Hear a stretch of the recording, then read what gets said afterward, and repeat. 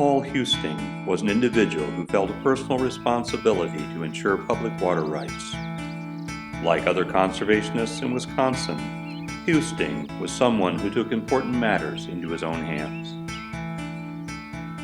Paul Husting was a state senator. He was an attorney by training. He came from the city of Mayville, which is just on the east side of Horicon Marsh. And it turns out that in the early 1900s, he was the president of the Greenhead Hunting Club. Well, on the west side of the marsh was the Diana Shooting Club, which was, of course, the out-of-towner club for the wealthy people from out of the area.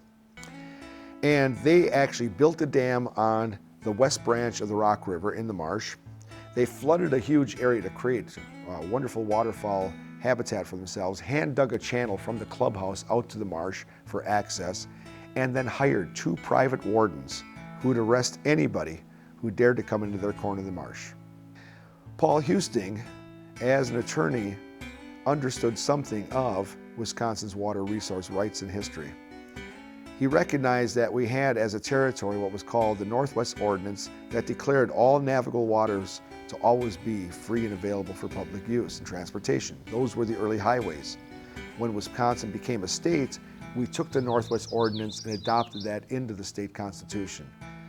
And so what Paul Husting did was, in the year 1914, he took his boat, paddled across the marsh into the grounds of the Diana Shooting Club, had himself arrested, and then defended himself, appealed this case, and took it all the way up to the state Supreme Court. The state Supreme Court ruled in favor of Paul Husting, and his argument was this: how can you arrest me for being on what is a publicly navigable waterway?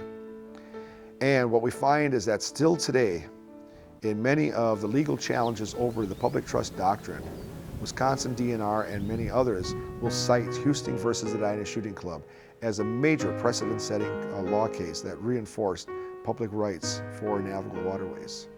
So this was an extremely important case that still has its repercussions today.